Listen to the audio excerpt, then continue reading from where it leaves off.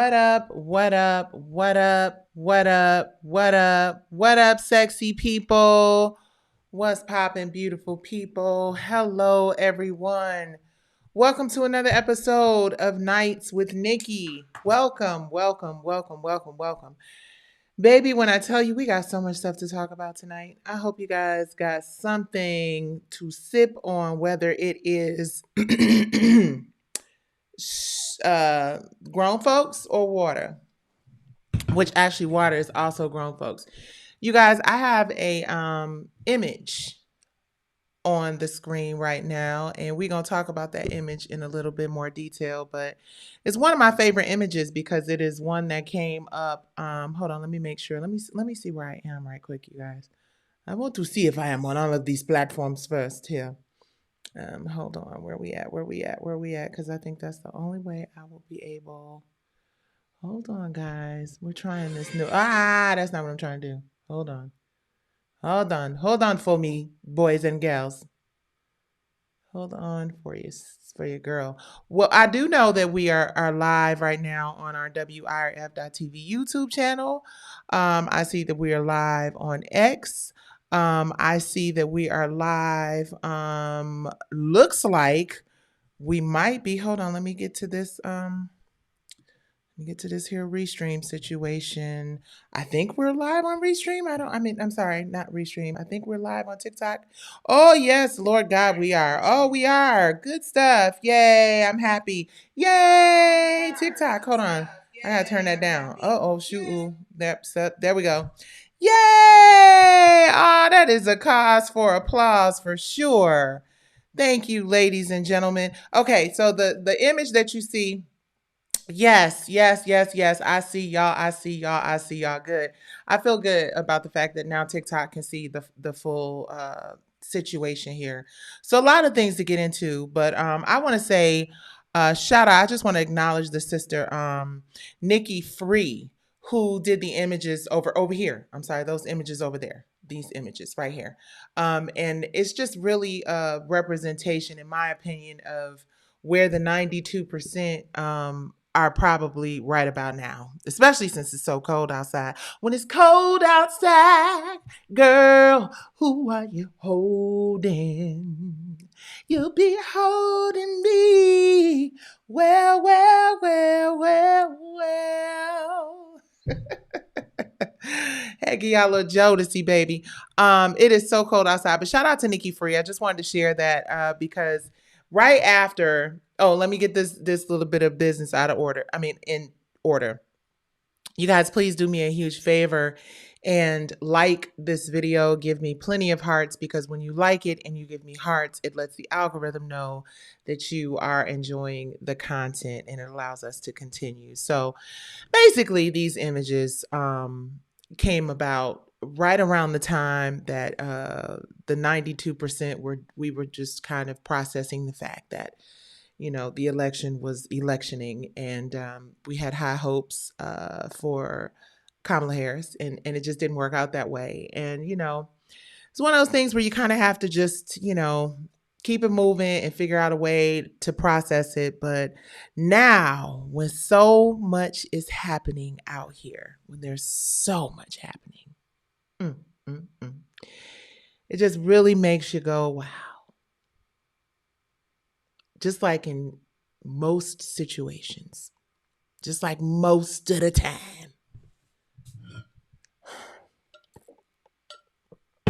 we be, trying to tell y'all.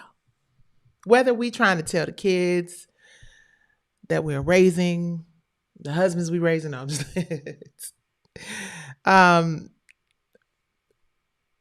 it's like we know what it's gonna be before it be that. And it's always a situation where you gotta see it before you believe it.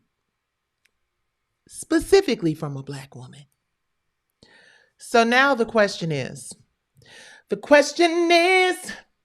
will I ever leave you? The answer is no, no, no, no, no, no, no, no. We're not ever leaving you, God. But the question is, Should we just sit this one out? Should we just find us a seat on the rooftop with some coffee and just watch it all happen? Or should we put on our superhero capes and show up for the people? Show up for the community? I don't know, guys. I don't know. But what I will tell you is that we're going to listen to this Divine Nine commercial right quick. Just real quick, because I got to take care of some business. And I got to remind you guys that Divine Nine TV is indeed a platform for us, by us. And we're going to talk about why something like Divine Nine is so important in a day and in an age. Whoa. Where so much is happening. Shout out to Ubiquitous Blacks. I see you. Good evening. Shout out to, I can't see the name, but I see y'all. I see y'all up in here tonight. I see you, YK Marquise. I see you guys. Thank y'all for coming and hanging out with me on Nights with Nikki. Check out this promo, and then we will be right back in 2 shakes. Literally.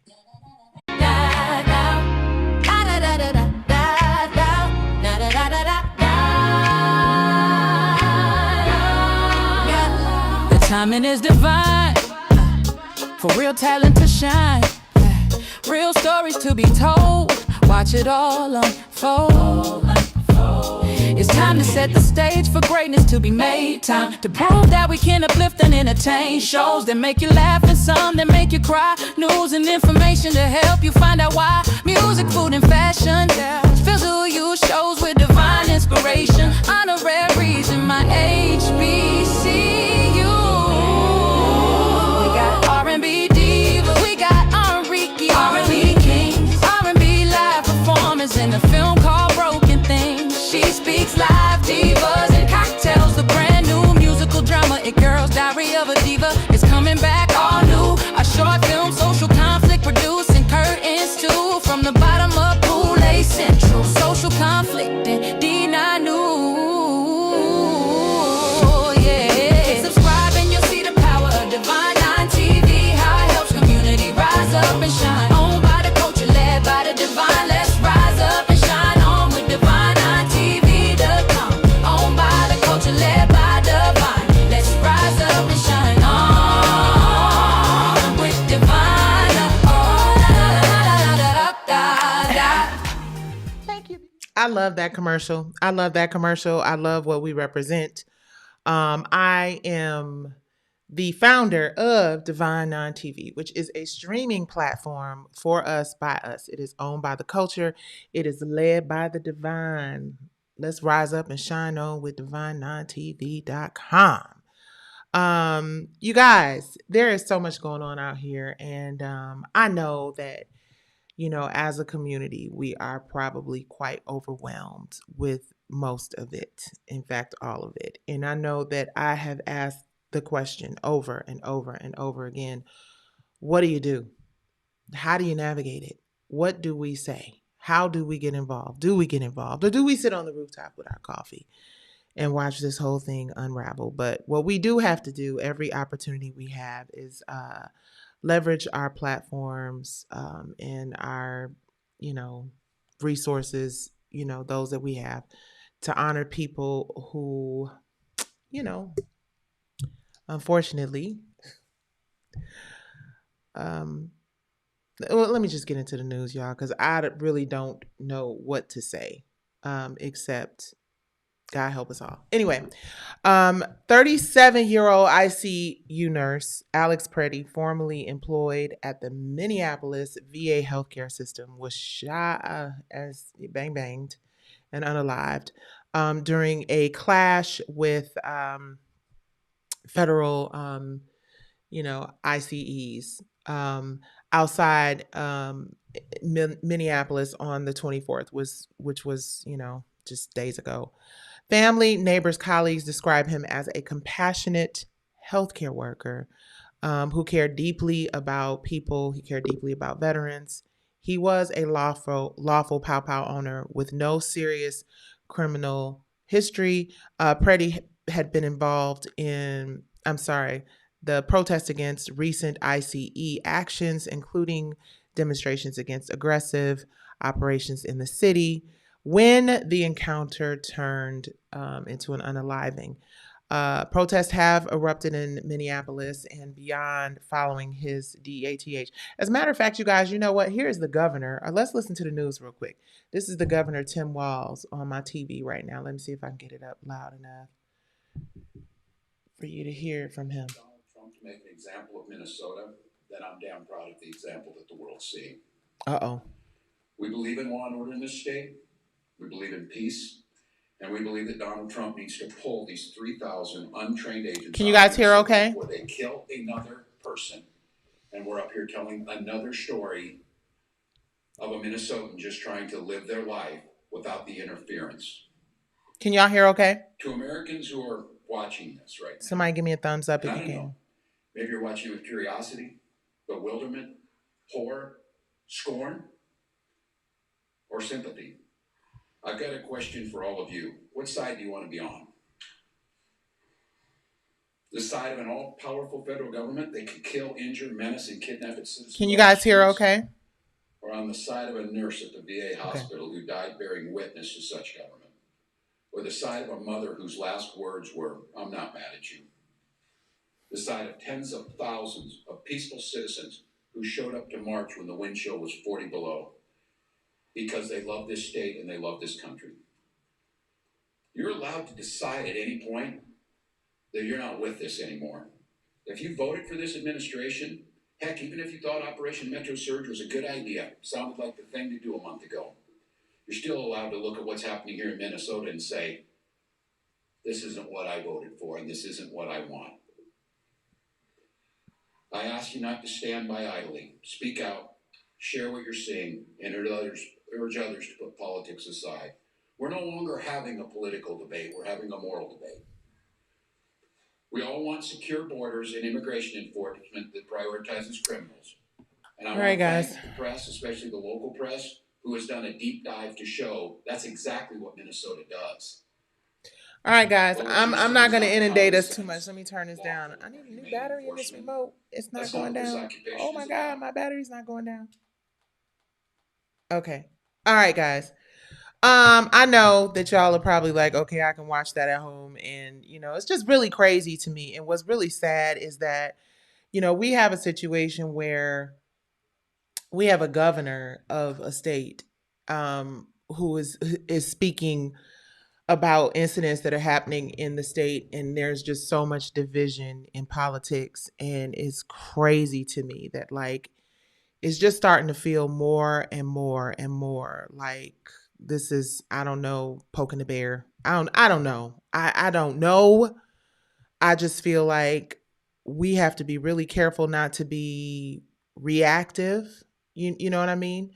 And I know that some people believe that you just have to get out there and you just have to, boots on the ground. But I'm just starting to wonder if that is even effective anymore. And I'm really open to the dialogue, right? I'm really open to what you all think. Some of y'all who get politics and understand what's happening out here. What do you think? Matter of fact, we got a couple things here, a couple comments here. Yes, let me blow this up so we can see this. CSBEQ6 says there are different ways to show up and not sacrifice our lives. We have more than enough bloodshed. I have to agree. I ain't gonna hold you up. I'm like, is there another way? You know what I mean? And it's crazy because now it seems like the police, local police, that it's like every there's a different, for those of us who did not know and were not invested in this political process, we learning today. We are learning quickly. Let's see here. Ubiquitous says, "Stay informed, get armed, and care for your community." Listen, Linda. One thing I learned being married to a Marine is that you got to know your way around all of it. Because it's starting to just come off like very scary. It's starting to come off real. extra scary. And I don't know. But y'all, let's switch gears a little bit and move away from the negative things that are happening in the world, and let's take a listen to some positive news. We have been too busy chasing the materialities and the outside world every single day. This world is moving too fast, and we are chasing after it. We didn't even have time to look back within. We didn't even have time to see our breath going in and out. We breathe just like a machine, like a robot that's been breathing to survive, waiting for the last minute, last moment of our life. This is what we have been doing for so long. Peace is already with us for so long, but we've forgotten it. It's real bad out here. I had to park my truck. I'm sorry, guys. I'm sorry, wrong clip as well. Forgive me, y'all. Um, it's moving too fast. We're all moving too fast. We're breathing like machines. We're acting like machines. We're reacting and responding to every trigger. I do believe that rage baiting is a real thing. I do believe that there is a lot of that going on. And here's the thing, as real as shit is in Minneapolis, and I saw the trucks coming through ATL too, which is I'm like, what y'all, we don't what we doing? But no matter what happens, guys, no matter what happens, it is always better for us to have measured, proactive, thought out, unified responses. Because I don't know, this stuff is so ridiculous. It's just starting to feel like, I don't know, it's starting to feel like, it's like, remember back in the day, okay, this is going to seem so trivial, but, I don't know a whole lot of shit about, what's going on out here. So some of the things I say may come off a little trivial tonight. Charge it to the fact that I'm not that educated in the political process, and I'm just trying to make sense of it as a Black woman who's watching the world unravel before my very eyes. But it feels like what's happening is there's a lot of like, remember back in the day, you guys, y'all may not, you guys may not remember this, right? But back in the day in Detroit, if like somebody wanted to fight you or it was going to be a fight, then they would like put a stick or something on their shoulder, be like, you knocked your stick off my shoulder, we going to fight. You know what I'm saying? Like it's feeling very like, let me challenge you to a duel. Let me challenge you to a battle, even though I know that you're bringing a KNIFE to a GUNFIGHT. You know what I mean? And it's like, I feel like that is what anybody who goes out into the streets and decides we're not going to take it, I just feel like that's just going to give people license to just like ship in even more of them people. And it's like, it feels really terrible to say it because our First Amendment right is, the fact that we can protest the things that we don't agree with. But and not to make this trivial because it's much more serious than, maybe how I'm about to make it in this analogy. But it's like the wake up call that I had when I went to the Supreme Court. When I realized that if you have enough money, you can acquire enough power where the rules don't apply to you the same. The rule of law does not apply to you the same. And that is crazy to me because the deck has been, let me instead of me saying this, hold on. Instead of me saying this, I guess now would be a good time for me to go to this clip, which is actually a white man. I don't know if y'all have seen this, but it is rolling around in these here YouTube and Instagram streets. And these are not my thoughts and opinions, but I really want us to take into consideration why we are so behind the eight ball. And when we get on these soapboxes and these platforms and we talk about racism, and we would get on here and we talk about how the system has been rigged, since day one, how it's impossible to win when you're facing, companies and people and powers with billions and billions of dollars. Yeah, let's listen to it from this gentleman here. All right, y'all. There may be a little bit of shock and awe if you haven't heard it. So prepare yourself. Trigger warning, especially if you're white. Say this to all of the white people as a white person. We are the problem with this country. We have been the problem since day one. Since we designed this country to benefit white people. Beating black people, lynching black people, tearing out the fetuses, using babies as alligator bait, paying Charleston to beat our slaves, to whip them and put salt in their wounds by the day. Segregation, Jim Crow, the genocide of Native Americans, the Trail of Tears, Asians in internment camps, because how dare an Asian come to America? We have to put them in camps because we have to make sure America stays white. Stealing the land from Mexico, stealing the land from the Native Americans, stealing black people on the Middle Passage. Most of you people don't even know what the hell it is or how many people died or about the bull sharks that follow the ships because you don't care about actual history. Oh, hey, let's just take Hawaii. Let's go steal it from King Kamehameha. Hey, while we're at it in this great Christian nation, we're going to say that, you know what? We're a Christian nation made in the image of God. But we're just going to design it to benefit white people. Yeah, a black person's only worth 3/5 of a person. They can't vote. They don't have rights. They're not even a citizen until 100-something years later. Women? Nah. They just need to make us more white babies and fold our underwear and clean our socks and make us dinner and just serve the man. That's their job. We're not going to let them vote till the early 1900s, till the women's suffrage movement. Let's look at the Catholic Church. How many thousands of young men have abused and molested little boys? Oh, look, white people, white men. The Baptist Church. Decades they covered up sexual assault. White men. Gun violence. 98% are men. The vast majority men. White men. U.S. citizens. I know it's shocking. Not drag queens. Not gay people. Not transgenders. White men. Nothing to see here. January 6th. Whiny little children with micro penises. Mediocre white men didn't like the result of an election.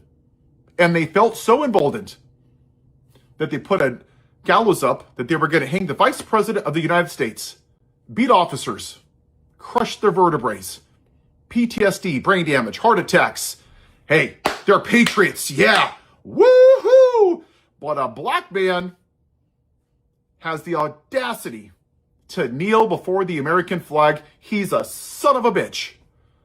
How dare him? May he burn in hell. But if you beat police officers, hey, you know what? No problem. The white man convicted felon child molester, he's going to pardon them because, we're not racist at all. Every atrocity in this country has been white people. We have to admit it, people. When you go into an alcoholic meeting, what's the first thing they do? Hi, my name is XYZ and I'm an alcoholic. And white people aren't willing to have that conversation. Do you know why? Because they don't want their privilege to go away. Whew. Well, I mean, the only way I feel is appropriate for us to respond to that would be and a nice healthy round of applause.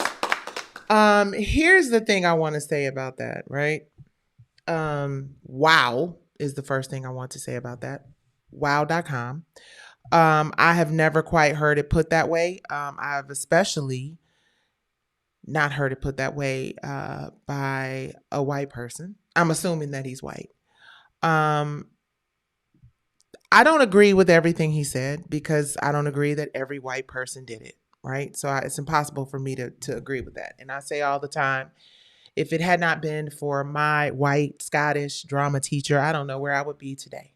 Definitely, I have white relatives, you know what I'm saying? And, my sister's half Jewish, you know what I mean? So I have to be very considerate.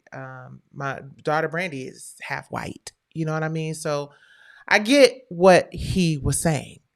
The vast majority um, of white people today, right, may not understand because it sounds very accusatory and, finger pointing and you're the reason.com. Why? But if we take a step back and we not make it about self and we think about um,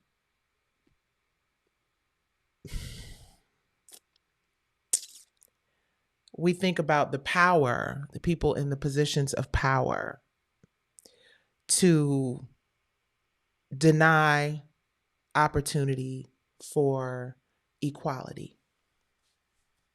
Told y'all we was going. I got on my equality shirt. Everybody Detroit earrings tonight, so it's gonna be one of those conversations. When we find ourselves in these situations where corporate America or very powerful, strong people, the most powerful of them all, start to engage in tactics that keep Black people in prolonged exposure to poverty, not having resources to become educated properly. You start attacking the civil rights. You start making jokes about people. You start, and not just like he said, it wasn't just about Black people. He talked about women's suffrage and white women. Y'all, kind of been a little on the. I mean, I know it's a few of you out there that don't have nothing to worry about, but it is clear based on what has been happening in Minnesota that this is not just a Black thing. And what's really interesting to me is this is what I want to play. Hold on.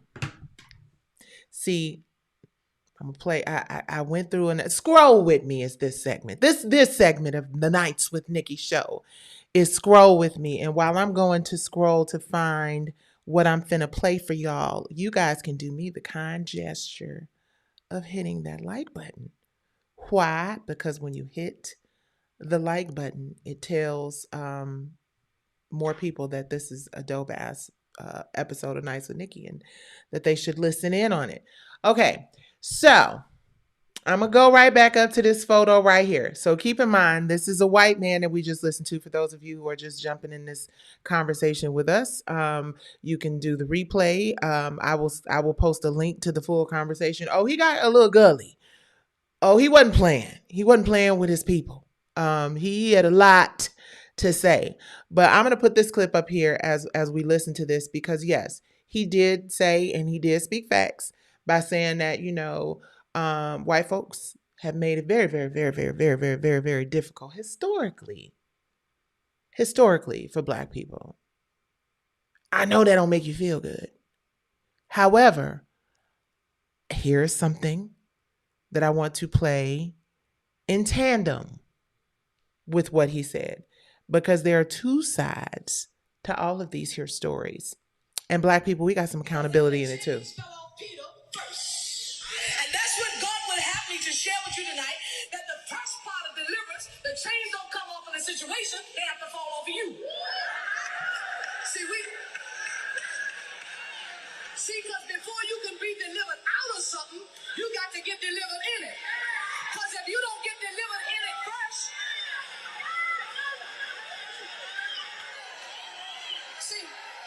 see if Peter's hands and feet had stayed bound, even if the gates came open, he would have been the same bound the next place he went. So see, the first thing that has to happen is that we got to get free ourselves before we start trying to free situations and circumstances. Oh, wait, she wasn't finished. That's where it has to stop. So a lot of times we want the Lord to fix my husband, fix my children, fix them devils on my job. Lord, fix this person. And God said, no, I want to fix you. Because see, if God doesn't fix you in it, you just going to be the same bound the next place you go. See, because freedom and deliverance and rest and peace don't have nothing to do with the place. It has to do with the person. Because see, if you bound in one place, you will be bound in the next. You can get a change of venue. You can pack all your stuff in a U-Haul and move out to Arizona. If you're confused in Chicago, you're going to be confused in Phoenix.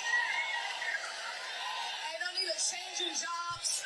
If you can't get along with people on one job, I said that devil is on this job, the devil on all jobs. See, so what you have to do is learn how to get the victory right where you are. And say, if I move, I'm going to move because I want to move, but not because you ran me away. See, because God, Come on. What she say? What she say, y'all? is trying to free us in these situations. And I want to drop something on you that God is teaching to me. The quicker you get delivered in it, the faster you can come out of it. Yes, sir. I'm going to let her finish because she's preaching, y'all. They need to get delivered from what people think about it and what folk are saying about it. Oh, bless his name. Now you see, the way we like deliverance, we like it in the reverse. The first thing we want to happen is for God to free us from the people, because that's our main concern. Oh, bless the Lord. The first thing we want to do is show them niggas. The first thing we want to do is set the record straight. The first thing we want to do is turn it out. But God said, that's not the way I deliver you. He said, I'm going to deliver you first, and I'm going to bring you out in such a way that the people going to know I did it. They going to know I freed you. They going to know I brought you out, because I heard the word of God say, when a man's ways please the Lord. All right, y'all. That's it. I got some more stuff I'm gonna play y'all tonight. I ain't gonna preach your ears off on this here evening. But what she say? But what she say? But what she say?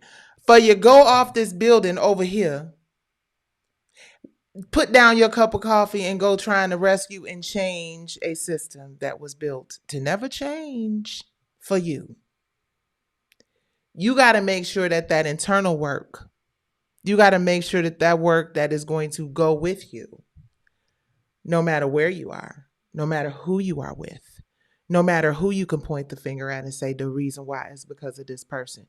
You got to get your shit together. You got to get your mind right.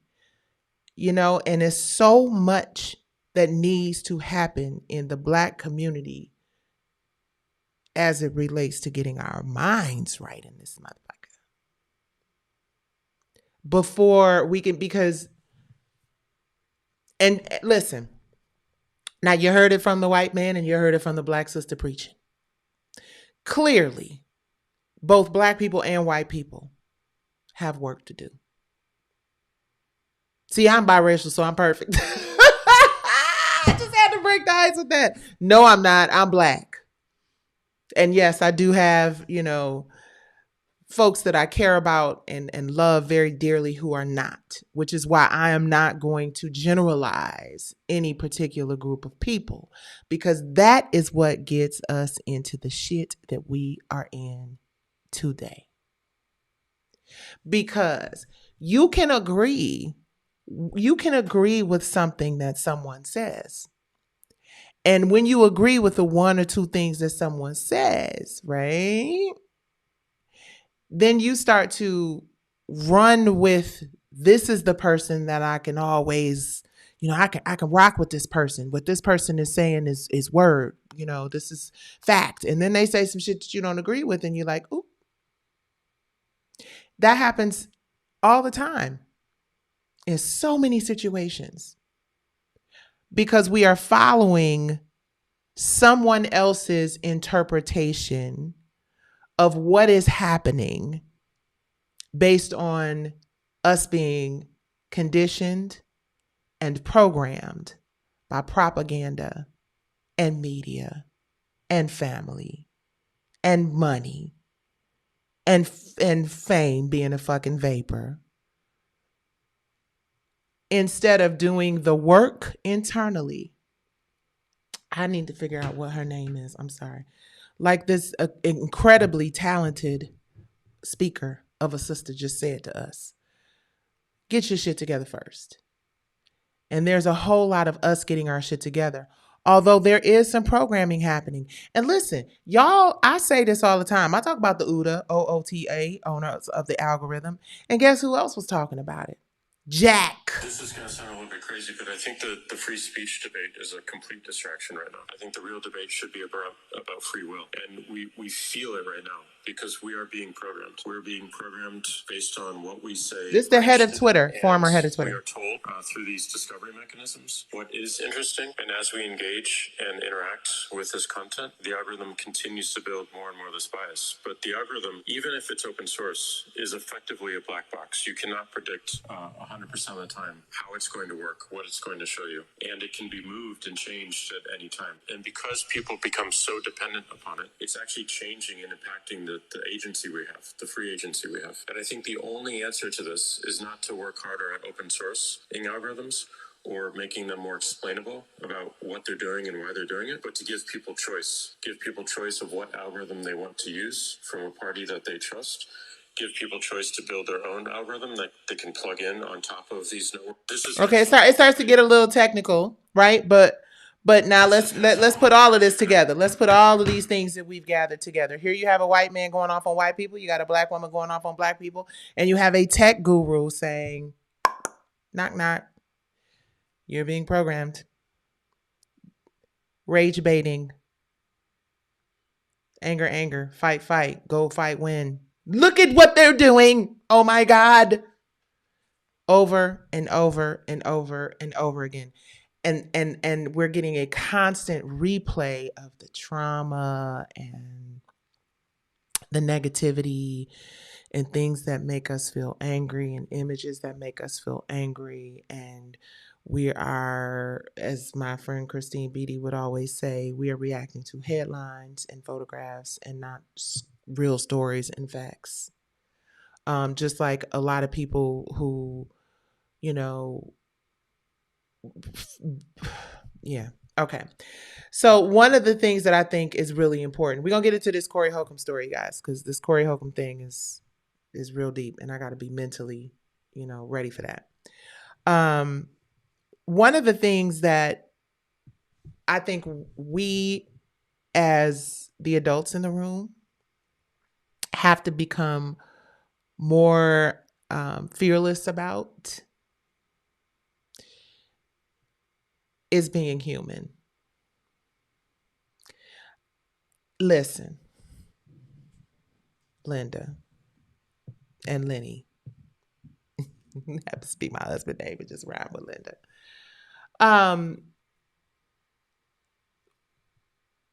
Gen X, millennials, Gen Z, which little fun fact before I forget to tell y'all real quick. I read somewhere that Gen Z is like about to shut these bars and liquor stores and all of these, little DURG little situations down because they're getting more into health and wellness. Now, I don't know what the hell going on with these millennials. I don't know what the hell y'all out here in these streets doing because y'all, but I think that was just still a few, no disrespect. It's going to sound foul, but that was just a generation or two removed from crack. So we needed to kind of, get it together. So yeah, that sounded harsh. I know, but Auntie gonna keep it real with you. Y'all know what I'm talking about. But anyway, and then there's technology. So what's worse, crack or too much technology? Here we go. Stay on task. Stay on task.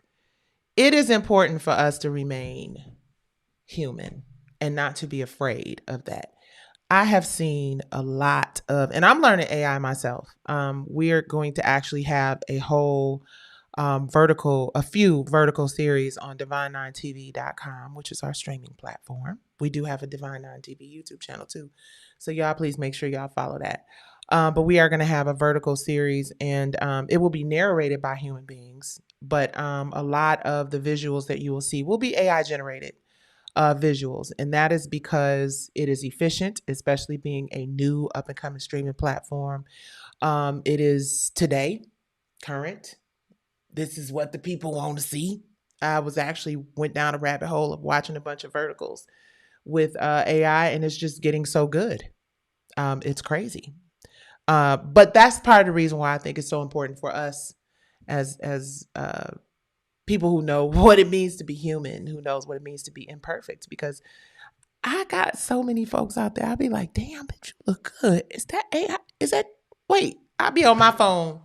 We all be on our phone. I'm like, oh, damn, this, is that, you don't know. You don't know, which is kind of dangerous, especially for older people, honey, because the aunties be like, girl, did you see how?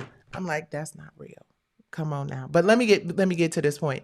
We have to not be afraid to be human beings. We have to not be afraid to be imperfect. We have to not be afraid to speak our minds while we still got them. Because Jack, formerly of Twitter, made it very, very clear that what is happening out here, please hit like, you guys, please hit like, share, and subscribe. He made it clear what's happening out here is a lot of programming. I mean, you can't even really have a conversation in your home without whatever the hell you was just talking about popping up on your phone. So the idea of avoiding technology is so futile. So I have been engaging in figuring out a way that allows my company, our business, our streaming platform to be able to benefit from all the advantages of AI, but still keep a very human, flawed, authentic, real element in it. So most of the AI content on our streaming platform will be free of charge, free 99. In fact, the one that I'm probably super excited about and I cannot wait to share, I was going to show a clip with y'all, show you guys a clip tonight, but that would be premature. My team, like, you just can't wait. You just want to hurry up and show some shit, just show some shit. So I'm not going to show it. But yeah, we are working on the Detroit Housewives League has been a passion project of mine for many, many, many, many, many years.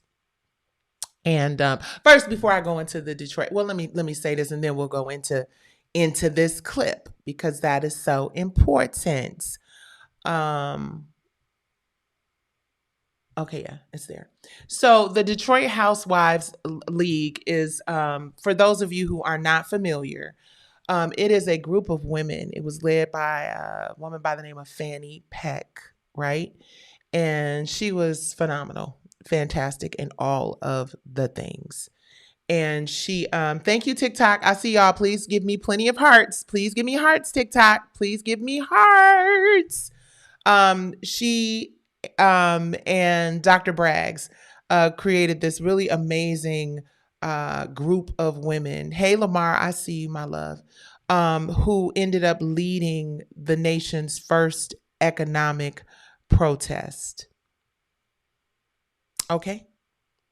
Do y'all hear me? Not the Real Housewives of Atlanta, which shout out to Nene. I was going to go into that story, but I'm actually going to talk about that tomorrow. But yeah, and we are going to get into Corey Holcomb tonight. I'm trying not to stay on here too late. I hope you guys are staying warm. And I got a weather update. I got a motherfucking weather update. Man, have y'all seen what's going on in Detroit? Oh my God, I got to share. Oh my goodness, y'all going to be like, what? But back to the Housewives. Detroit Housewives League, that is. Fannie Peck led this amazing organization, and they led with Dr. Braggs and Reverend William Peck, her husband, and there were a couple other key players in this. I'm really excited to do the scripted film on it, but because I don't have the budget to do the film right now the way that I would like to do it, because I would really love for Regina King to direct this. I think she would just kill it. I think Regina King would be phenomenal directing the Detroit Housewives League, and I want to roll on it. I'm just telling you right now. But I am directing the documentary, and the documentary will be narrated by myself and some other guest narrators, and we're kicking that off on divine9tv.com over the March Women's History Month. Okay, so that is when March 23rd is when the platform will officially launch. March 23rd is the anniversary of my sister Debbie's transition. She died of glioblastoma brain cancer. I'm also going to do a really beautiful tribute to my sister, which will be available during the launch. We're having a launch party in Detroit, a launch party in Atlanta. So I'm really excited about that. And of course, I've talked quite a bit openly about It Girls, which is the musical drama series that we start production on in just a few weeks.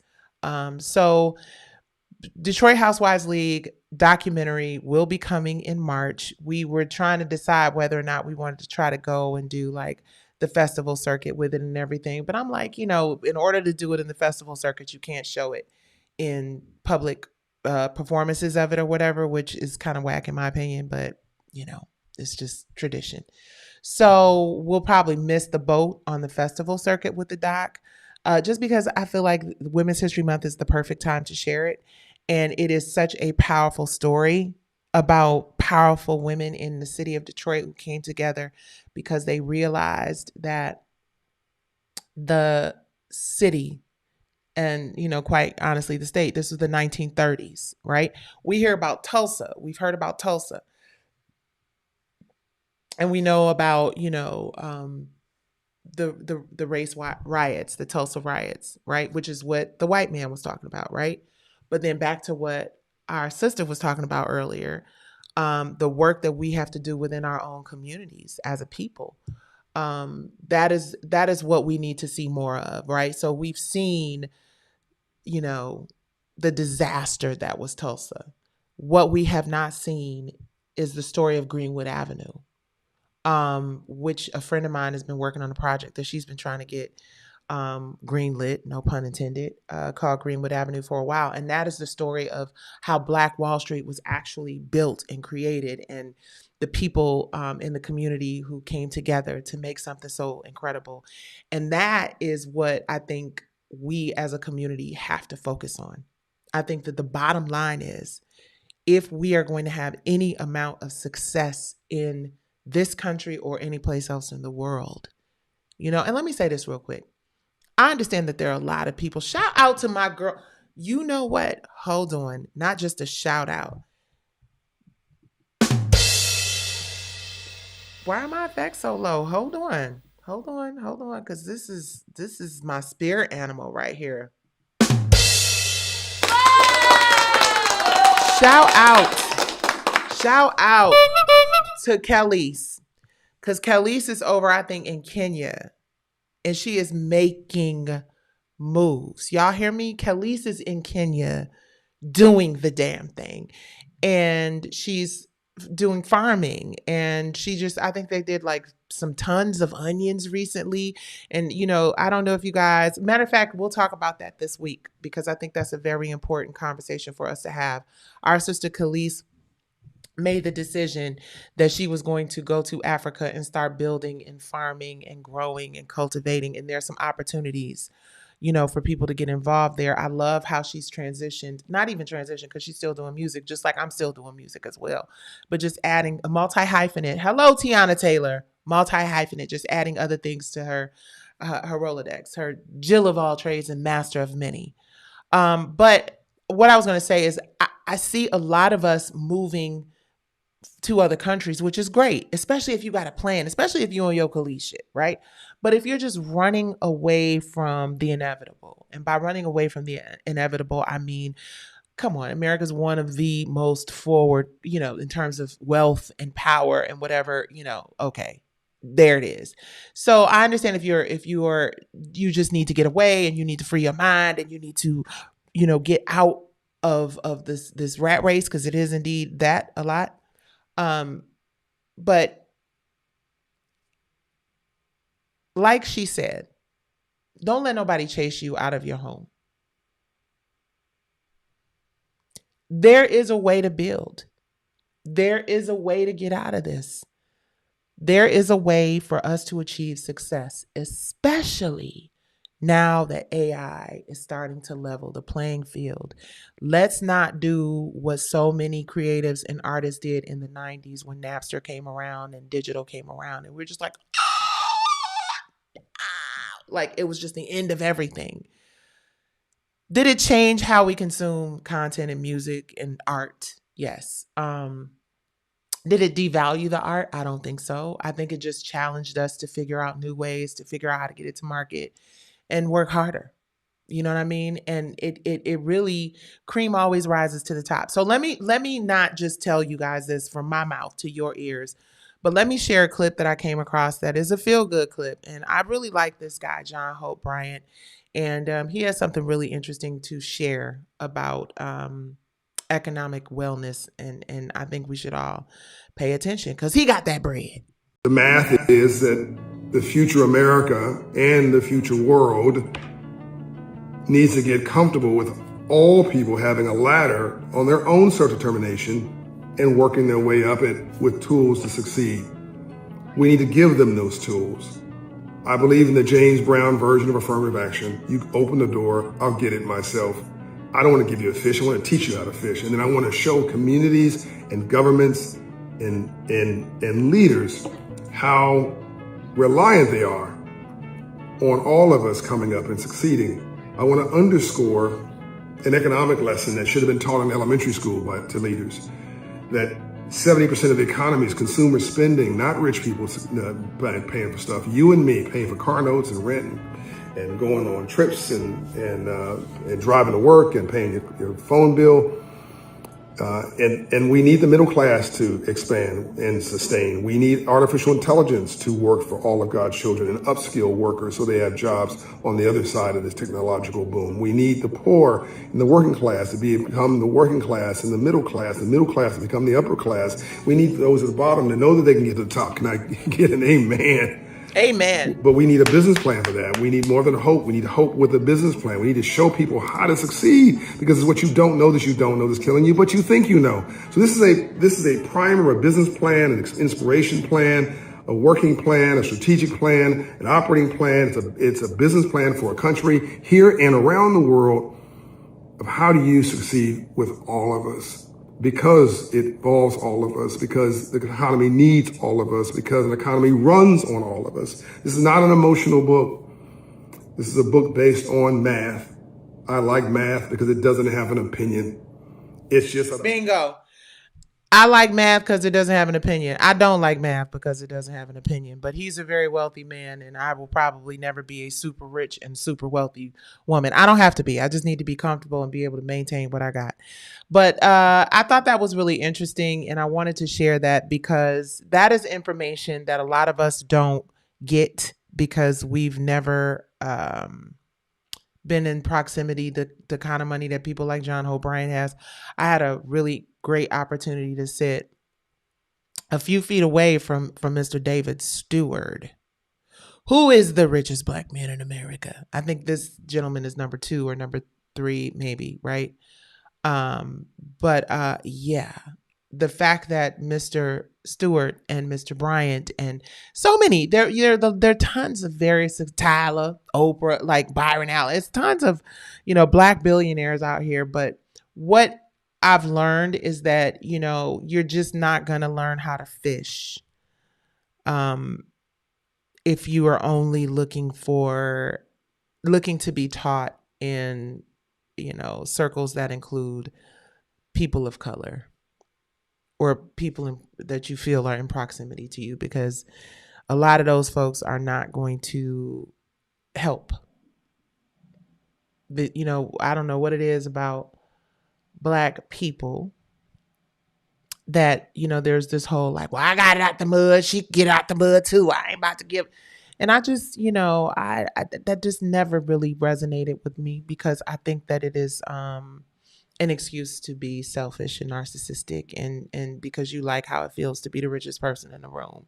And I can genuinely say for myself, I've never liked sharing. I'm sorry.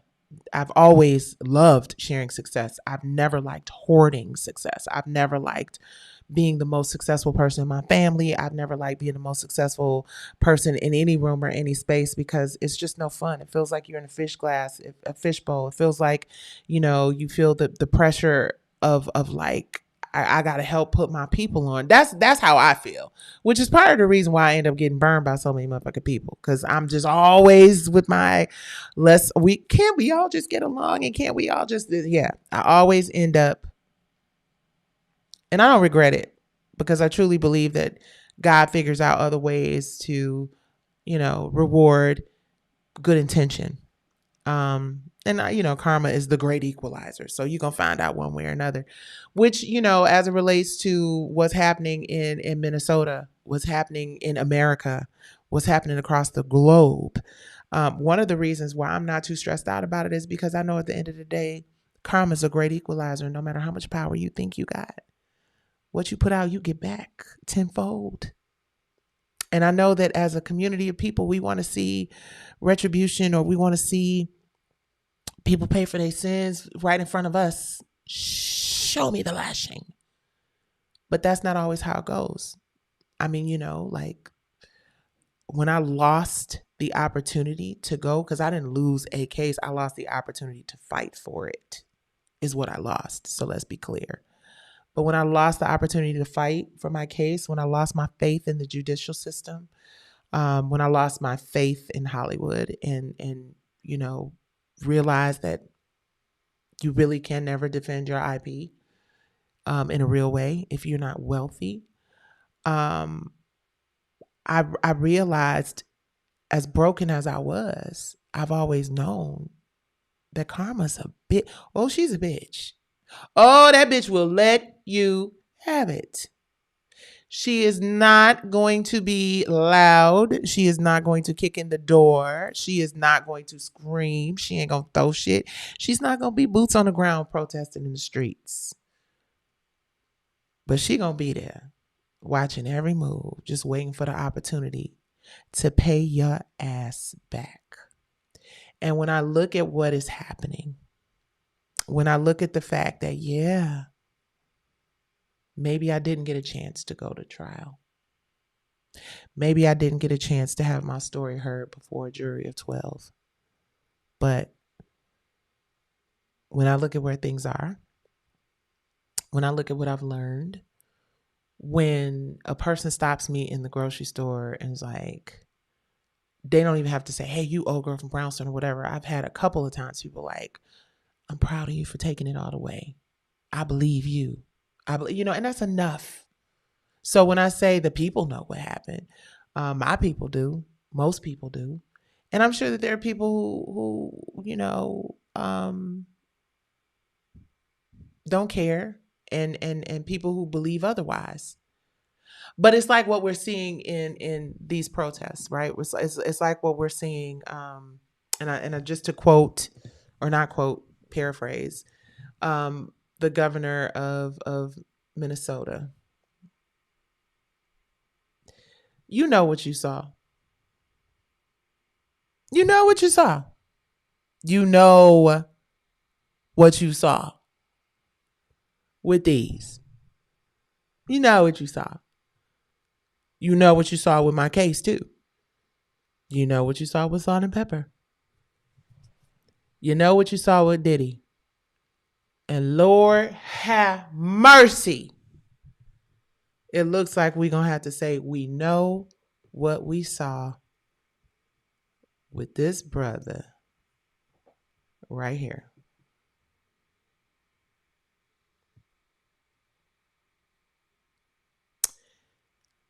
So,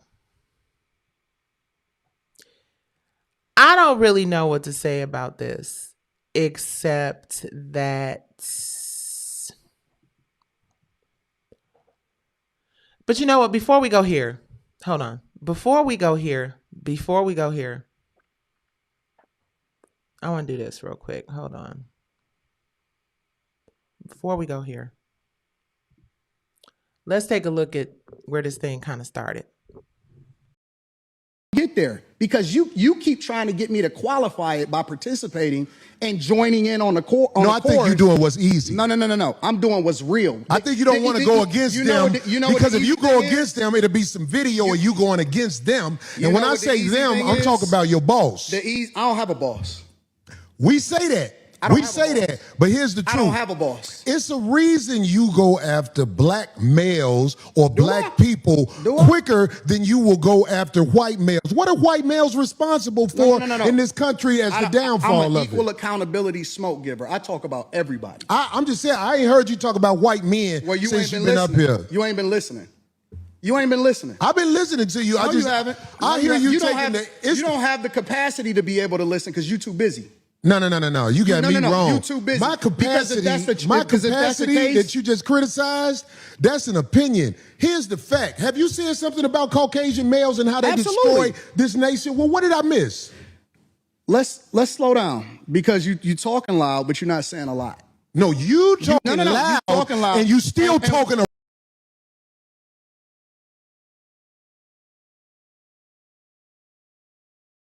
Okay, I got to say this real quick. Corey Holcomb is from Detroit, is from Chicago, and the person that he's there with, in case you don't know, Anton Daniels, is from Detroit. And baby, when I tell you this, just Detroit and Chicago, Nikki and Selena, let's go. Brown, what did the Caucasian male do to America to bring it down? I'm not getting into that. You dancing around it. No, and I'm that's not. why I lose respect for you when you start dancing and kissing Caucasian males' ass. But I don't. Don't do that in front of me because I'm not an ass kisser of nobody. Yes, you are. You suck the dick of black people right now. You doing the easy shit. What you do, let me tell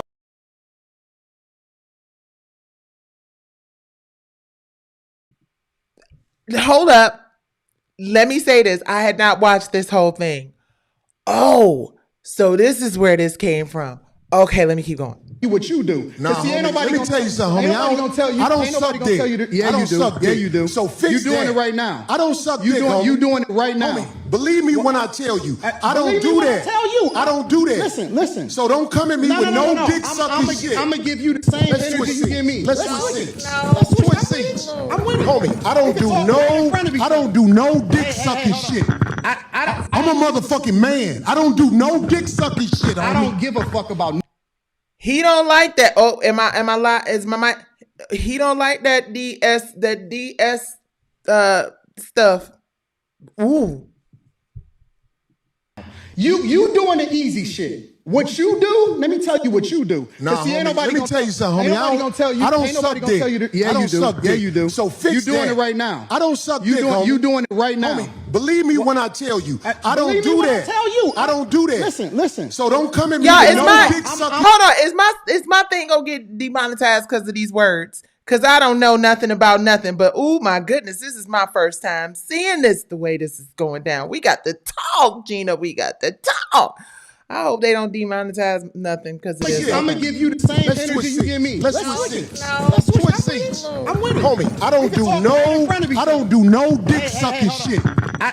I'm a motherfucking man. I don't do no dick sucking shit, homie. I don't give a fuck about none of Well, this I shit tell you right what, now. watch that dick sucking shit, cause that'll go bad. Call it what you want. I don't do no dick sucking, You say a homie. lot of shit that I don't fuck with either. You think I Okay, give a but fuck about what you that talking that about, gay nigga? shit. Oh, you I go. don't give a fuck about what you talking Hey, about. homie, I tell you what. Hold on, you guys. I promise you, I have never seen. I've seen little clips of them like going at each other, but I ain't never seen this full out. I'm gonna let y'all. Okay, I'm okay. Don't put no dick sucking shit.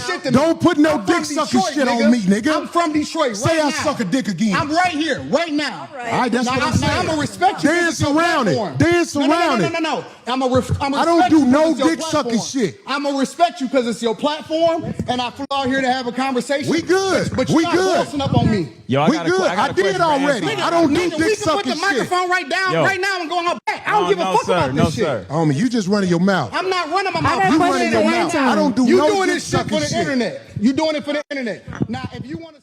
Okay. I don't know what this means. I don't know what me showing this whole thing is gonna mean for WIRF.TV YouTube channel, but I don't mean no harm. Please hit the like button, please hit the like button. Okay. So first of all, now y'all know that, and if you don't know, I'm gonna say, I have never ever wanted to be caught up in the whole like amplifying, behaviors that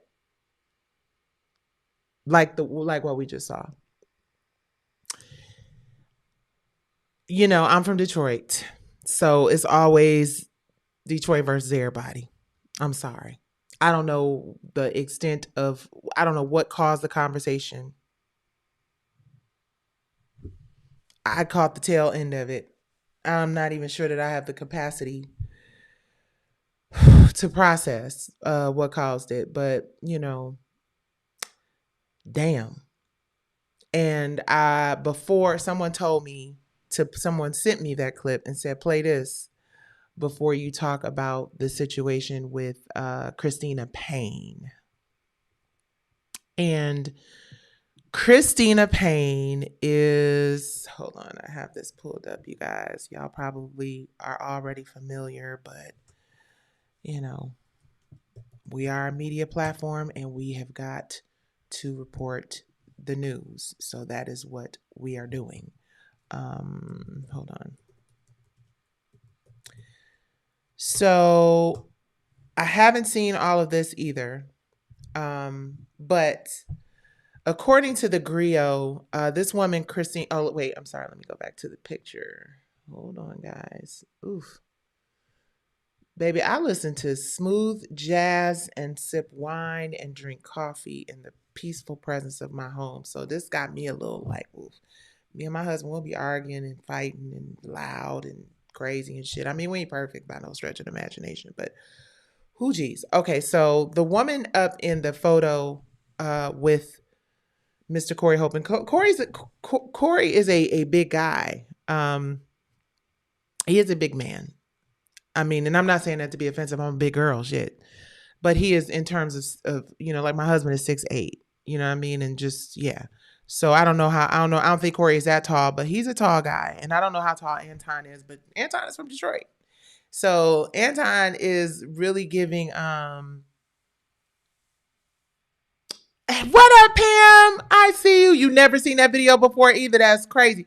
Pam, I can't wait to find out what your perspective is on this next thing that I'm about to play, because somebody told me before I play we're gonna be watching this together for the first time too. But I'm gonna read the article first so you guys have a little bit of an idea what I'm talking about. Okay, so the woman in the photo with him is Christina Payne, and she addressed fallout with TMZ. TMZ reported this incident. Video surfaced of an incident where Corey Holcomb allegedly punched this woman outside of the Hollywood Improv. She says that I feel like Corey's threatened or tried to silence me, or like, and this is from her voice, you guys, and this is all alleged shit, okay? Tried to silence me, like when it's, she's been in fear for her life. Literally, I'm not able to leave my house sometimes. She said in a tear-filled 8-minute interview, it's horrible the way he treats women, the way he talks about us. And then to the point where it's like, you're going to hit me because I'm telling you about God and you need to change your ways. It's just horrible. The incident occurred. Oh, wow. Here's the video. Okay. First, let me play this TMZ article. This TMZ video. Child, this got me all kind of flustered. Lord, I should have watched this stuff ahead of time. But reaction video. I hear y'all like reaction videos, so we're working on that. All right, let's see. Totally about the truth and what happened. The you, the he, the you, the him. That's what now I'm hearing is work. Uh-oh, what happened? You, the he, about the truth and what happened. The you, the he, the you, the him. That's what now I'm hearing is word on the street that I'm an attacker now. Why do you think he's saying that? He doesn't want to go to jail, probably most likely. It is an assault. Yeah. And at the same time, there are witnesses who saw what happened, but he also has people who are willing to lie for him as well. Yeah. And is there camera at the Laugh Factory? There's cameras all over the Improv, and that is the footage that we're talking about. Footage shows Corey Holcomb reaching over 2 people and punching me out, and my whole head goes back, and it's a whole horrible whiplash thing. It's horrible. It's like he punches me at 30 miles an hour over the security guard and another person who's trying to keep him away from me. Right. So it's horrible. When you see it, when you see the footage, it's going to change your life. Why do you think he's lying? He doesn't want to get in trouble, / he just got put on a new tour. So of course there's money that is going to be made, and I guess he doesn't want to lose it. And then he's saying that I'm trying to, mess his career up or whatever, but it's like, where did this speech start? Like what? Where and when? Yeah. Well, and why? From 12 years ago is from when it initially started, when he wanted me to be his co-host on his radio show. And I flew out here to come meet with him, and he got me a hotel room, and then was mad I didn't come upstairs, and he wanted to have sex. And I was like, no, sir, I'm sorry, I don't mess with married men. I'm sorry. So after that, he had nothing to do with me ever again. Years later, I'm doing comedy and succeeding, and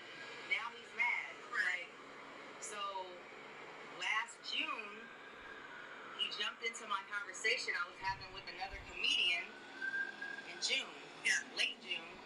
He said then. So this goes back. If anybody loves her, come get her. Take her away from me right now. So that was in June. He didn't finally hit me until December. What? Yes. About him having that conversation? Yes. Are you going to bring those people in? Yes. Knowing that the Laugh Factory has this footage, is he banned from the Laugh Factory? Well, it's the Improv. I'm sorry, the Improv. Knowing that Improv has this footage, is he banned from the Improv? Yes, he's been banned from the Improv. Good. And also, if anybody were Well, to if he see did it. sightings of him, they're like, please report. Because he's been trespassed. Yes. By the police. Yes. So people are even like, if you have any sightings of him, please report, please. Yeah. Now. Oh my God. Okay, now it's the second video I gotta watch. I'm gonna play this one. Oh shit. This is the actual hold on guys. This is the actual incident. All right, it's people standing outside. Oh, I see the girl. Look like they're arguing. Him. Oh! What? Hold on. What the fuck? I'm sorry. What? Hold on. Hold on.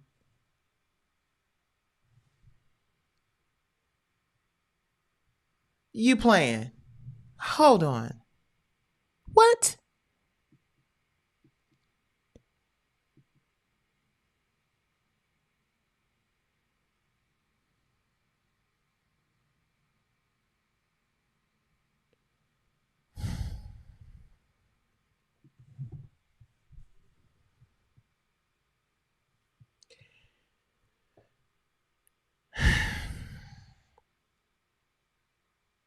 So,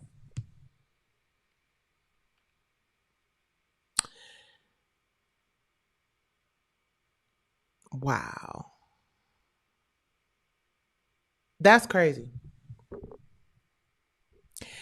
What I was going to do was say, well, it looks like a situation where it's her word against his, but clearly he punched her right in her face. What is his response to this video being out? Hold on.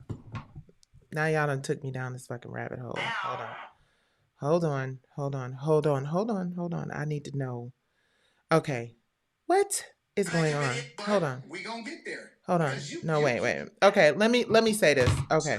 Oh my God. Let me say this. All right, that's too much. Here's the thing, y'all. I heard about it, but then the response was going to be, well, there's three sides to the story, his side, her side, and the truth. But clearly, like in the case of what happened in Minnesota, in both instances, there is video. Like what happened with Cassie, there is video. Sad thing is, unless there's video, nobody believes you, especially if you're a Black woman. Because I believe Jaguar Wright been saying a lot of this stuff that ultimately ended up occurring. Again, I don't know for sure. I don't watch, I hate to just go with the headline and not the story, but damn. Wait until you see how many Black people are siding with Corey, especially. What? Wait. So what are Black people or anybody who clearly saw that he punched the shit out of her, what are they saying? Like, she deserved it because she was, now it looked like she was, going off, but like, they're all comedians and don't they do roasts all the time? Like, isn't that a thing in comedy where you have to, I'm gonna have to do more research on this. We're gonna have to make this a real whole conversation because here's the thing. We know without a doubt that there are a lot of bitch ass and out in these streets.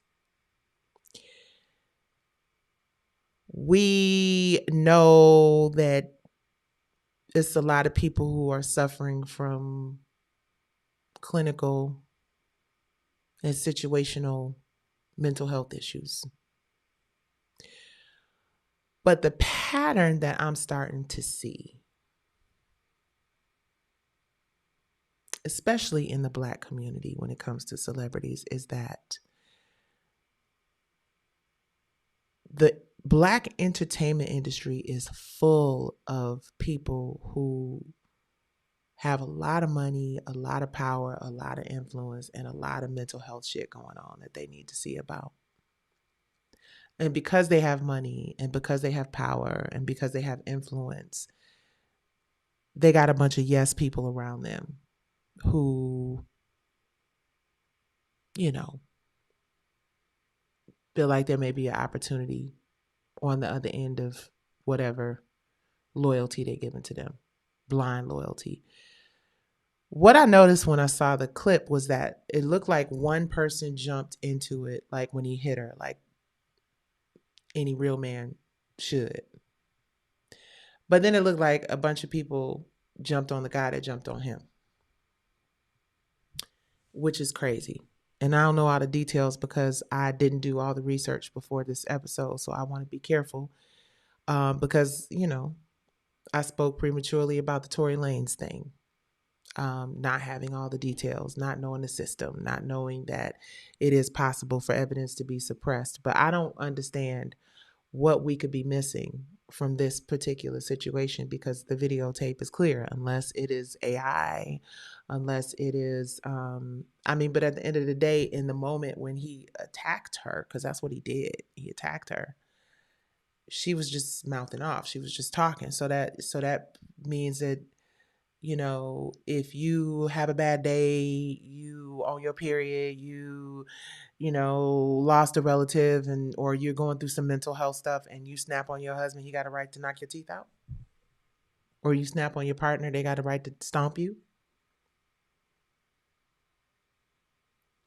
Hopefully, I don't know what the response is. I'm hoping that the response is, I'm ashamed, I'm embarrassed, you know, like, at least give us what Diddy gave us. At least, you know, even if you don't mean it. I hope that it's not like, well, she shouldn't have been talking shit. I hope that's not what it is. But what's crazy is I think the reason why the person who sent me the clip wanted me to play the Anton Daniels clip first is because maybe they knew that I would recognize that looks like a pattern. I don't really listen to him. Not for any reason except, you know, I just don't. But is he married? Does he have a wife? Does he, like, you know, how does he treat women in general? Because what's crazy to me, and this is just me, like, just based on what I see,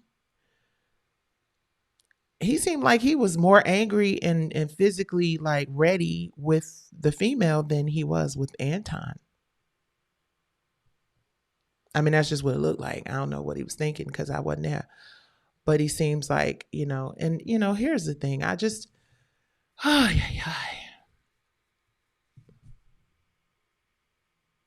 just really sucks that as hard as Black women fight. Oh, well, hold on. Let me go to the right setup here. Oh, matter of fact, it's not even there anymore, but whatever. As hard as Black women fight, as much as we do to raise kids and try to be decent human beings and are on the front line of all the political fights and cook and clean and pray with you, show up at the hospital, caregivers when you're sick, wipe asses of adults and children. The leadership roles we carry in corporate America, how we try to look out for our community at every turn. How we look out for others' communities at every turn. I mean, to just be treated like pieces of shit by Black men in really powerful positions with a lot of influence. It's just,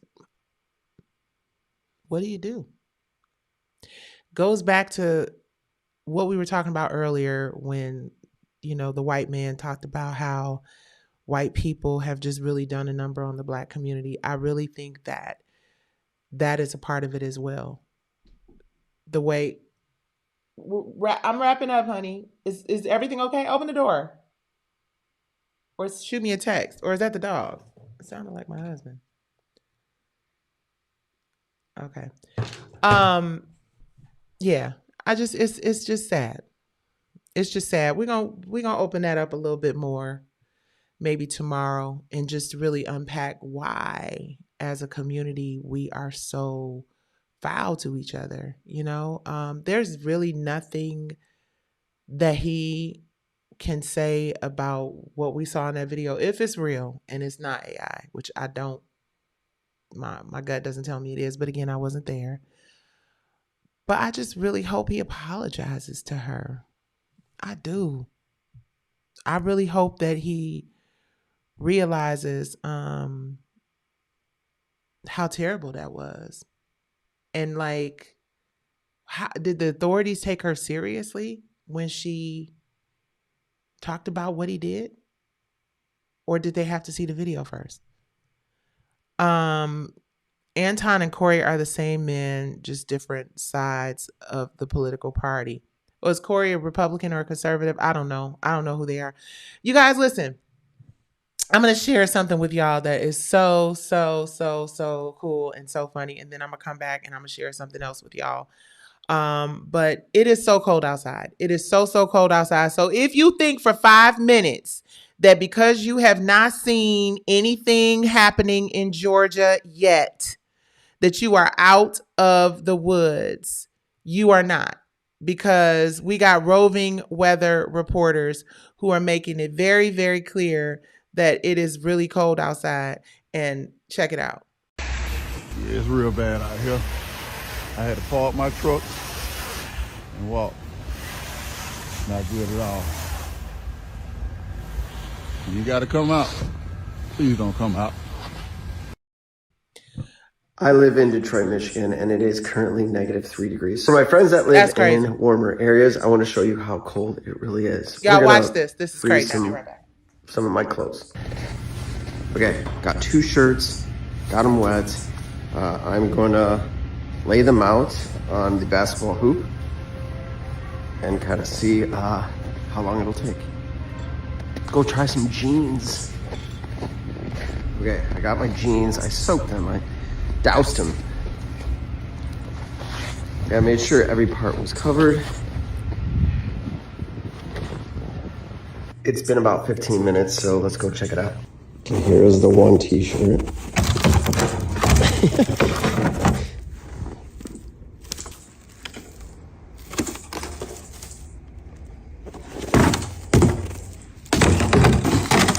It's like a cooking sheet. Oh shit.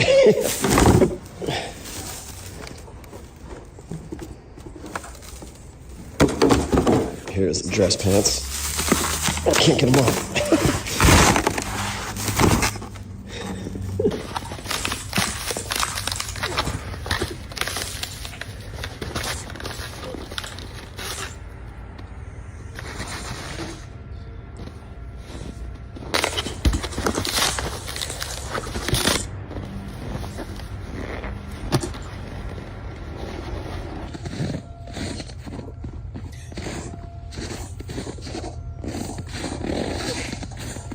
All right, let's try the pants.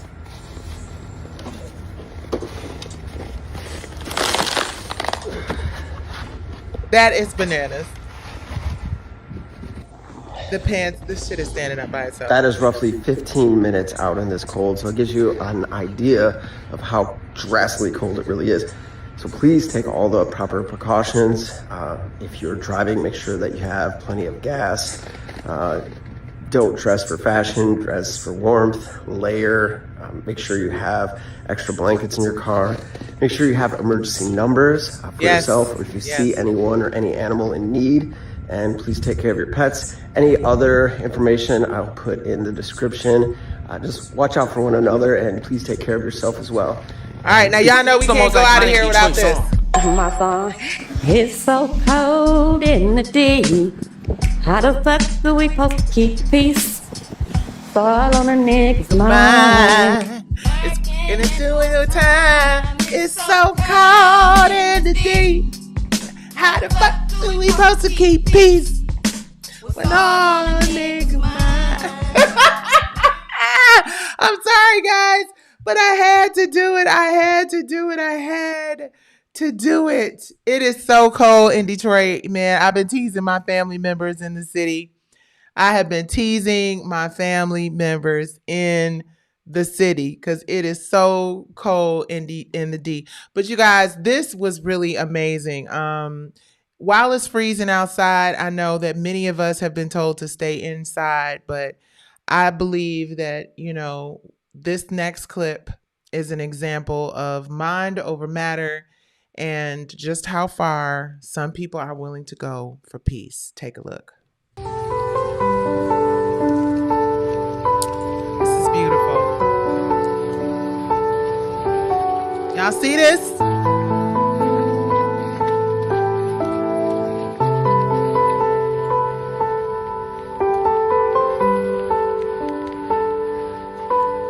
That is so powerful.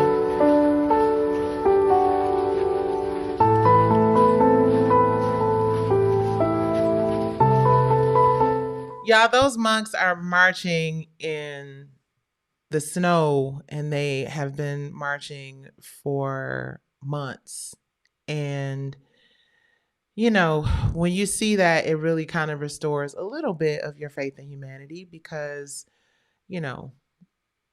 they could be snug as a bug in a rug, someplace warm at home. And because they recognize that right now the world is so desperately in need of positivity and light and good things, that they're willing to walk in like 0 below temperatures in order to make people aware of how important it is to slow down and to love each other and to be kind to one another. And I mean, I get it. It's like, how much do you have to take? How often do you have to take the high road? Why is it that you always have to figure out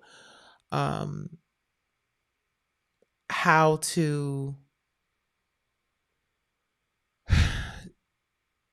hold it together to get through to the next day? Why has there just been such a period from the pandemic to now of just so much overwhelming shit, and America literally is in the flu season and there is a huge storm, and the irony of the ice that is coming, figuratively and literally.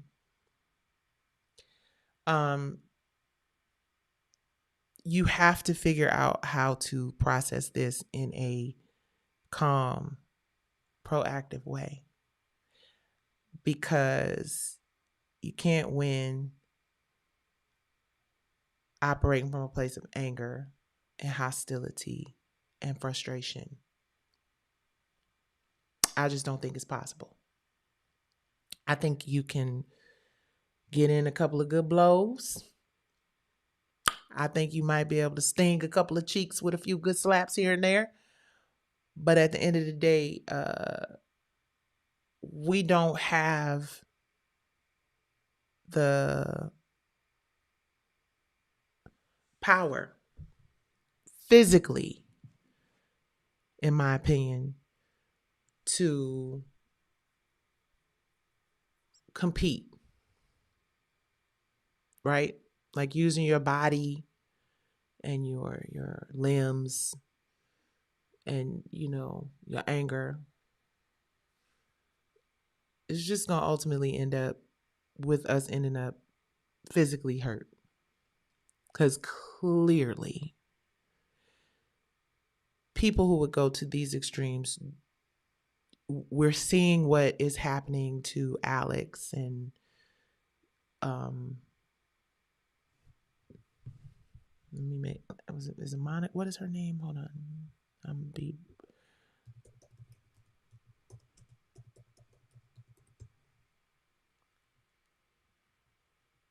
Renee Good. I'm sorry. Alex Preddy and Renee Good. And others, countless others. I don't say this to be mean. I don't say this to be shady at all, but I think that all Americans now understand, by virtue of what is happening in the streets of America, what it feels like to be mistreated by people who are supposed to be protecting you. And that was, up until now, I think it was something that only certain groups understood what that felt like. The fear of your kids going out to do anything in this country was almost an exclusive feeling that Black people, brown people had. Now it don't matter if you are not a supporter of one candidate or the other. It does not matter. You are experiencing the fear. You are experiencing the angst and the uncertainty and the hostility of officials using it against you the same way we have since the day we got here.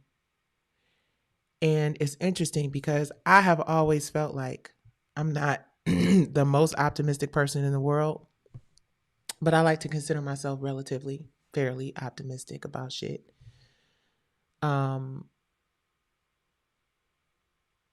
I think this is something we all have to go through and we all have to experience. I think that this is something that God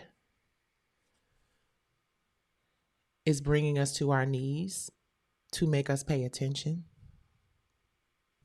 I think that it is something that everybody needed, a pain that everybody needed to feel in order to really be able to relate at a level that brings us together as humanity and not just Black people or white people or Latin people. I don't know what's happening in politics right now. And honestly, I do not care. I know that we have to be informed, not inflamed. I know that we have to listen and not just speak. I know that we have to act with love and not violence. Sometimes, like I said, we're brought to our knees to make us pay attention. We have to stay involved. Whether you want to vote or not, you have a responsibility to your neighbor who you are now fighting for because they're getting dragged out of their houses and unalived in the street. For civic life to go on, right? So it's for things to just be civil and decent. We have to get involved in these elections because without it, nothing is going to change. So midterms are coming. Without our participation in this process, and so many people set it out, and I asked people who set it out or people who voted one way or the other, how you feel today? What do you think about your decisions and where they led us? No matter what your political or social view is, every vote, every voice, every person matters in this fight. And the only way we can change it is at the polls. You can't just go out in the streets and scream, no Roger, no rerun, no rent. Boots on the ground is not enough anymore. We have to show up for these elections We have to empower each other, right? So as we live our lives every day, we got to remember how to serve our communities, our first responders, our medical workers, our firefighters, our law enforcement. They got families too. They want to come home too. And I have a feeling that this is really about to be a really serious situation for law enforcement because, and my husband always said this, at some point, people are going to have to make decisions in the field. People are going to have to make decisions about whether or not they're going to turn on the citizens or, whatever. Yeah. We got to be safe and respectful and kind to everybody because as much trauma has been pumped through the media and on socials and all that other stuff, everybody is in a place where they ready to snap the fuck out. And those of us who are able to hold it together for just another moment, another day, we just got to summon up that strength as much as we can grow weary, as much as the things that we see are discouraging. I believe that the best solution to this issue that we're having here in these United States is economic protests of the things that we do not agree with, because an economic protest is the most, in my opinion, and in the opinion of those who have gone before us and exercised economic protest, that shit is effective.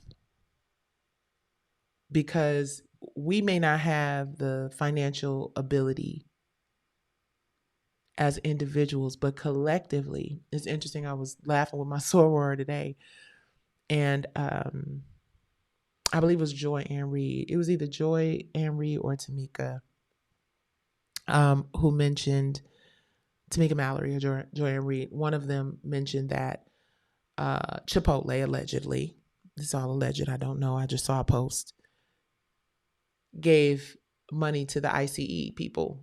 And I mean, who eats the most Chipotle? Come on now. We see these Chipotles popping up in the hood everywhere. No, everybody loves Chipotle, but my soror and I were joking about the fact that we just love some Chipotle. So the idea that, and I don't know this to be true, so I don't want the Chipotle people sending me no letters and no shit like that. But allegedly, this is what happened. And that's the other thing. We have to have a solid vetting system, which I don't know how that happens. I ain't the vetting system girl, but if you find one, let me know. But yeah, we have to be prepared to make those small sacrifices, because they don't, it's interesting. An executive, a very powerful executive once said to me, if it doesn't get 1 billion impressions, it doesn't matter. They don't care about our beefs on YouTube. They don't care that Corey Holcomb punched a black woman in the face. Or, well, maybe they do. Maybe his, he was talking to Anton about his bosses. Maybe his bosses will feel like that wasn't a good look and help figure out how to make that better. Because, that's the other thing. I think when people make mistakes, and a lot of our brothers and a lot of our sisters are out here making a lot of mistakes. I know people get canceled fast and easy. They ain't got shit to do with me. I don't have the power to cancel nobody. I mean, but I will say that I hope that Mr.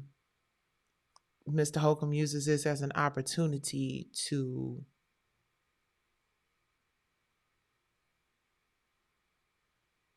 serve as a cautionary tale so that the next young man or grown-ass man doesn't feel justified punching somebody in the face. It's interesting when you think about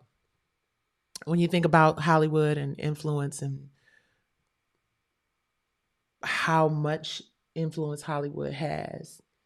And you think about women always talking about the gatekeeping that happens in Hollywood and how we're unable to break through. And how when something happens, like when the whole Diddy thing happened, you wonder why it was just so silent. It was just, the silence was deafening. It was so quiet and so few people had anything to say about it. And then when these stories pop up of all of our faves doing terrible shit to women and other people, then you're like, well, damn. Of course they can't speak up for what's right because they too have done wrong. And maybe by speaking up for what's right, they expose themselves to, you know, being found out. And that's just the result of misogyny and gatekeeping. And our community has been so impacted by culturally incompetent powers. So that's why we have divine9tv.com, because we're building a third space, a community, a place where you don't have to sell your soul in order to make a living, in order to make an impact. And if we don't start building something of our own right now, like as soon as I finish this live, I need all of y'all watching to log on to divine9tv.com and subscribe. If we don't start building something sustainable right now for creatives, artists, entertainers, our work is going to become obsolete. Our ability to reach our fan bases can be turned off at the switch, just like that. We have got to figure out how to come together in unity, build community. And Divine Nine is my shot at convincing and let me show y'all this real quick. Let me show y'all. I'm going to show y'all this because I know money talks and bullshit walks. But I want to show you guys this real quick. So this graph that y'all are looking at, let me see if you guys can hear me. This graph that you guys are looking at is real straight to the point. So I was talking to a friend of mine. I was talking to my cousin actually, and she was asking me about streaming. And she was like, cuz, so, how does the whole streaming thing work? Because what I've noticed, I'm sorry. Hold on, you guys. Try to bring myself into this conversation right here. Hold on. Give me 2 shakes. Okay. Here we go. All right. So I was talking to my cousin, and she was asking me about this whole streaming thing and how it works, right? And at the end of the day, if Black people do not have, too many boxes. Hold on, y'all. Too many boxes. If Black people do not have some way to come together and get a piece of this streaming pie, I don't know what to say to y'all. And for anybody who was offended by the code and the D N word or any other N words that happen here, I apologize in advance. But real quick, this is based on 1.2 million streams. So when you look at like Spotify, YouTube, like all of the big boys, Apple Music, like all of these various places, right? Based on what they pay to artists and creatives, right? And this, y'all bear with me because I'm learning in this process and all of this as well. But based on what they pay to artists and creatives, in order for a creative or artist, when you put out an album, in order for you to make $5,000 a month, right? So let's just say you got $5,000 a month in expenses. You guys would have to get, we would have to get 1,250,000 streams per month. I'm going to say it again. In order to make $5,000 a month as an artist on the existing platforms, you would have to have 1,250,000 streams roughly to make $5,000. Now, let's take that same 1,250,000 streams, plays, listens, right? If you had 1,250,000 streams direct to consumer, meaning let's just use divine9tv.com as a platform. If your music was released on divine9tv.com and over the course of a month, your music saw 1,250,000 folks at $5 per person, meaning a person gets a whole album, a person can listen to that album and whoop-de-whoop and wop-de-wop. If you got 1,250,000 people to do it, you would be bringing in $5 million a month. $5 million a month versus $5,000 a month for the same 1,250,000 streams. So I hope that math kind of made sense to y'all. Well, I know it doesn't make sense. It just doesn't make sense. The fact that you actually make $5 million a month for the same 1.2 million streams of your material and your content, because you're paid less than a penny every time a record streams on these streaming platforms that own our content and stream our content. And if you do it yourself and you build community. So let's say, okay, $5 million is ambitious. It's still, to get to the $5,000 a month, that you need 1,250,000 streams. All you need is 500 streams with people paying $5. So when we think as a community about building wealth, which leads to power, which leads to influence, which leads to changes in the narratives and changes in what is happening in politics and corporate America and all of the above. See, what people don't understand is that when I was fighting for my intellectual property rights for 5 years and took it all the way to Supreme Court, I was defending my preeminent business asset, my IP that was worth $100 million for the company that I was going up against. They said publicly they invested $100 million. Imagine the change. Imagine the positive things that could have been done. Imagine the empowerment. Imagine the employment opportunities. Imagine the number of shows. Imagine all the things that we could have accomplished with 10% of that, let alone the $100 million that the company felt it was worth the story. Because our stories, the streaming, the content is worth billions and billions and billions again of dollars. And everybody gets that but the people who create it and the people who make it, because we want to be works for hire, because we want to impress each other, because we want to be able to say, this network gave me a deal. That network gave me a job. Building something from the bottom up, no pun intended, that you own is the only way to generational wealth and wellness, period. I don't give a fuck how much money they give you.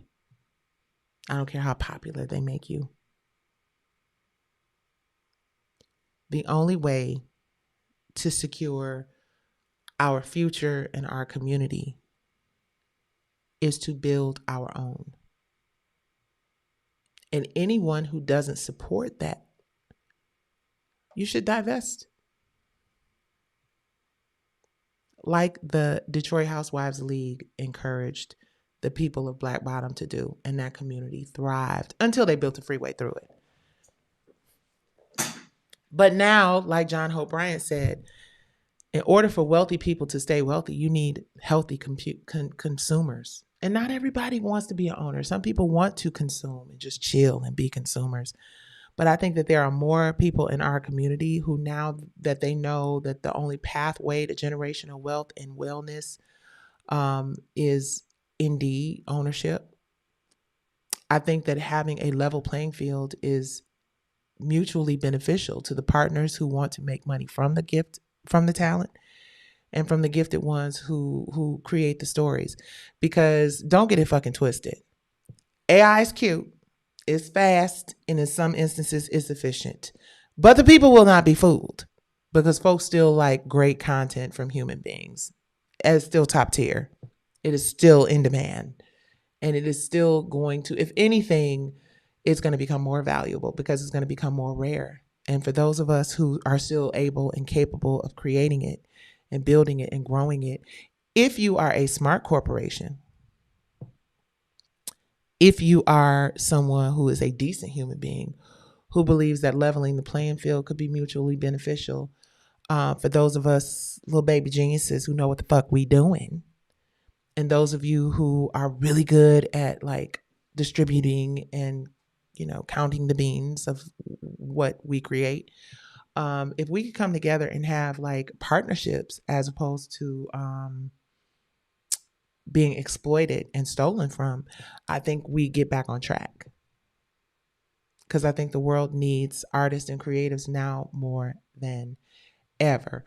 And with that being said, I'm going to play this little moment from my sister India Ari and reset the room. It's fantastic.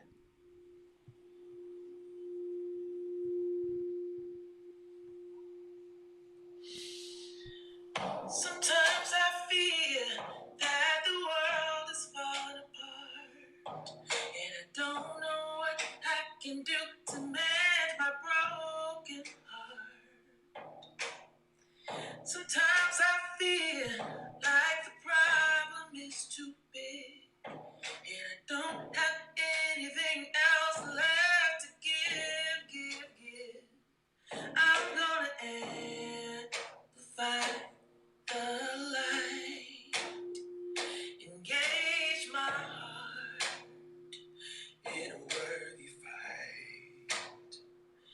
I'm gonna do what I know is right, and illuminate this soul's dark night. Sometimes I feel like the pearls fall apart.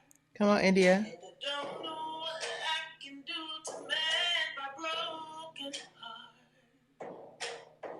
Sometimes I feel like the problem is too big, and I don't have anything else left to give. I'm gonna amplify the light, engage my heart in a worthy fight. I'm gonna do what I know is right, and illuminate this soul's dark night.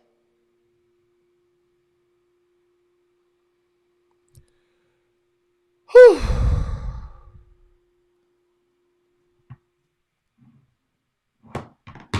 Listen, I don't know what the hell is happening in the world today, but what I know for sure, without a doubt, is that love, mutual respect, art, creativity is the answer. Because they can print as much fucking money as they need to. They can always have more of it than we do. But the internal work that you do as an individual, whether it is getting your mind, body, and spirit wellness together, whether it's growing closer to your family, whatever it is, that is what you're going to need more than money.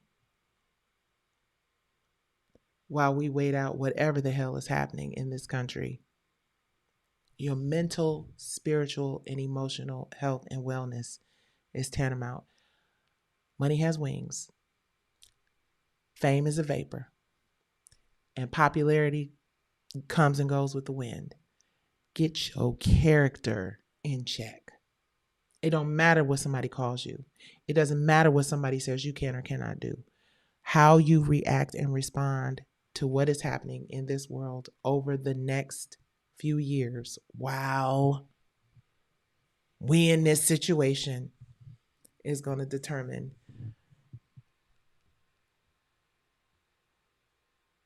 how you make it through. All right, y'all. Thank you guys for hanging out with me. I am going to come back tomorrow, and hopefully I'll have a little bit more information on what happened in this Corey Holcomb situation, because I'm really curious to know, like, are any really famous, powerful people going to speak out on behalf of the woman who got punched in the face, or not? Or am I the only one who's like cares about what this means for us? And you could say it's none of my business, but hey, we are Divine 9 TV, Worth Media, and subscribe because we just getting started.